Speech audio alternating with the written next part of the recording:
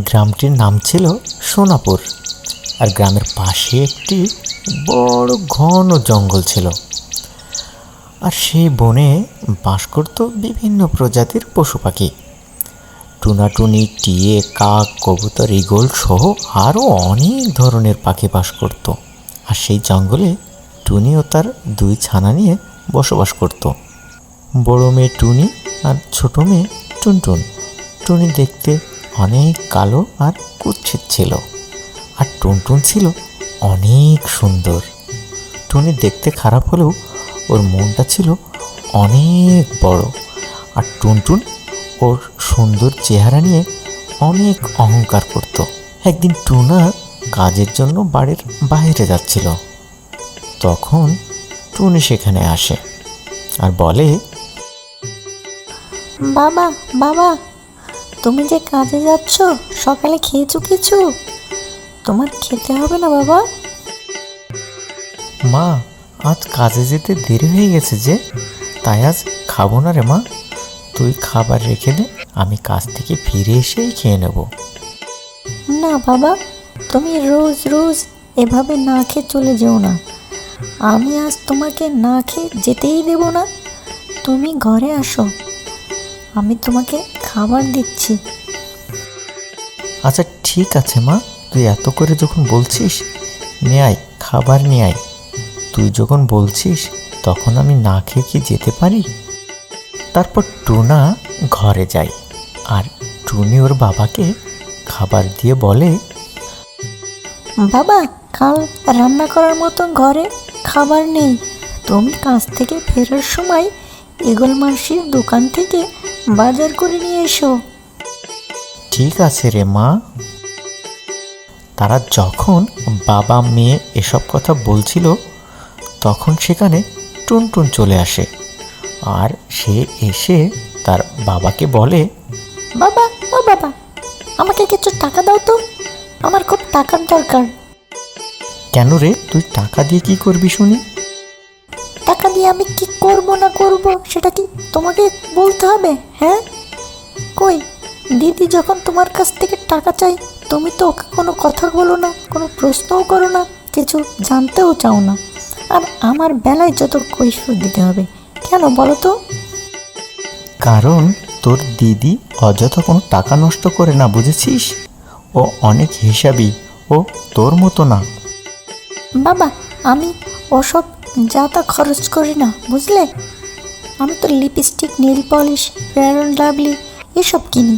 আর এসব জিনিস কি তুমি যাতা খরচ বলছো?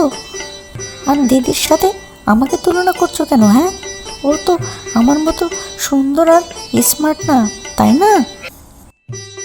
টুনটুনের এসব কথা শুনে টুনা অনেক রেগে যায় আর টুনটুনকে বলে, শোন টুনটুন, তুই এভাবে আর কখনো তোর দিদিকে ছোট করে কথা বলবি না।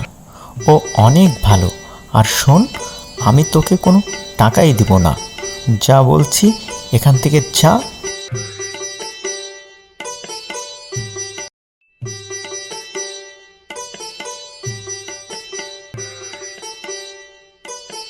তার বাবার কথা শুনে টুনটুন অনেক রেগে যায় আর সেখান থেকে চলে যায় এবং অনেক কান্না করতে থাকে। আর সেই সময় টুনি কিছু টাকা নিয়ে টুনটুনের কাছে যায়।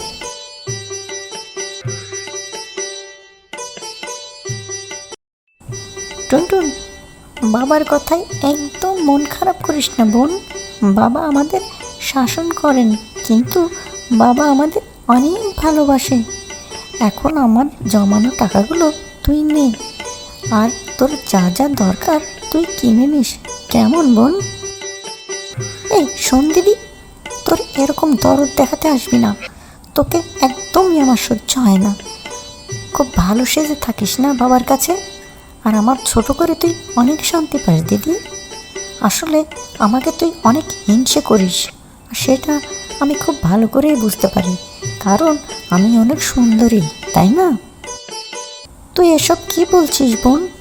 আমি তোকে হিংসা করব কেন বলতো?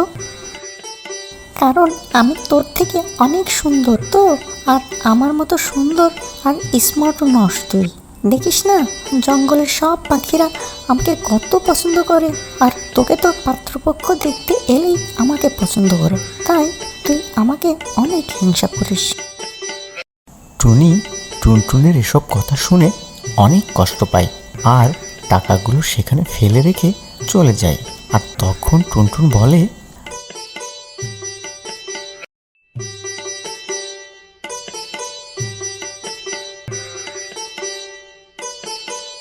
আরে এ তো দেখছি টাকাগুলো ফেলে রেখে গেছে। যাক, ভালো হয়েছে, এই টাকাগুলো দিয়ে আমি অনেক কিছু কিনতে পারবো। খুব আমাকে কাঁদিয়েছিলি না, এবার আমি তোকে কাঁদালাম।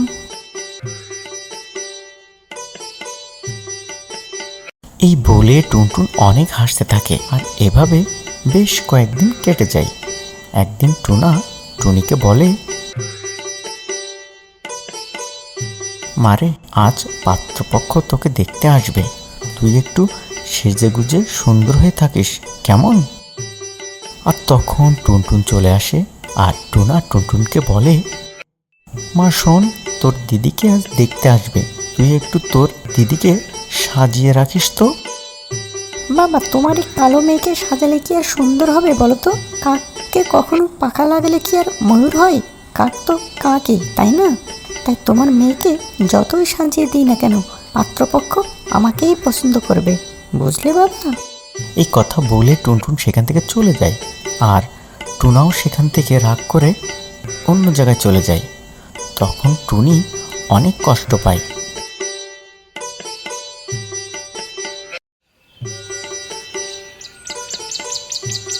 আর সে মনের দুঃখে কাঁদতে কাঁদতে জঙ্গলের ভিতরে যে একটি গাছের গোড়ায় বসে। আর এমন সময় একটি পরী সেখান থেকে যাচ্ছিল।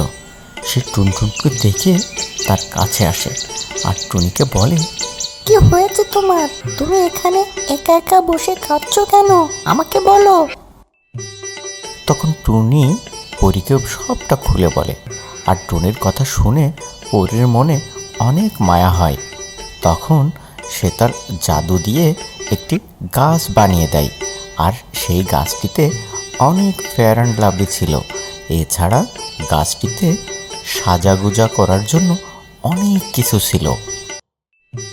এই নাও, এই গাছ এখন তোমার। তোমার যখন যা লাগবে তুমি এই গাছ থেকে নিয়ে যাবে। তবে আমি এই গাছটি অদৃশ্য করে রাখবো। যখন তোমার কিছু লাগবে তখন তুমি গাছটিকে দৃশ্যমান হতে বলবে। আর গাছটা দৃশ্যমান হলে গাছটা দৃশ্যমান হবে। আর গাছ থেকে তুমি সব কিছু নিতে পারবে। আর এই গাছে সব কিছুই ধরা থাকবে। আর যখন তোমার যা প্রয়োজন তুমি সবটা নিতে পারবে। আর এই গাছের জিনিস ব্যবহার করলে তুমি অনেক সুন্দরী হয়ে যাবে। এ কথা বলে পরী সেখান থেকে চলে যায়। আর টুনি সেখান থেকে একটি ফেয়ার অ্যান্ড লাভলি নিয়ে তার মুখে লাগাতেই সে অনেক সুন্দরী হয়ে যায়। আর সে বলে, মা, আমি তো অনেক সুন্দরী হয়ে গেলাম। এবার মনে হয় আমার বোন আর জঙ্গলের অন্য সবাই আমাকে আর অপমান করতে পারবে না। আমার ভীষণ খুশি লাগছে।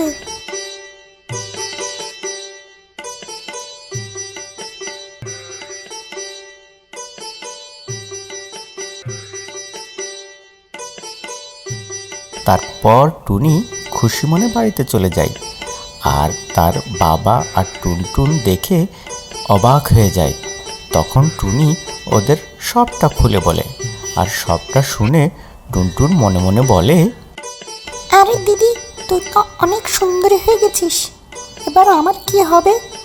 আমিও যাব তাহলে।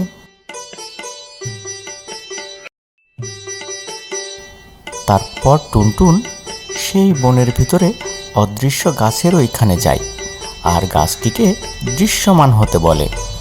তারপর সেই গাছ দৃশ্যমান হলে টুনটুন সেখান থেকে একটি ফেয়ার অ্যান্ড লাভলি নেয়। আর সে মুখে লাগাতেই টুনটুন অনেক কালো হয়ে যায়। আর টুনটুন নিজের চেহারা দেখে অনেক কান্না করতে থাকে।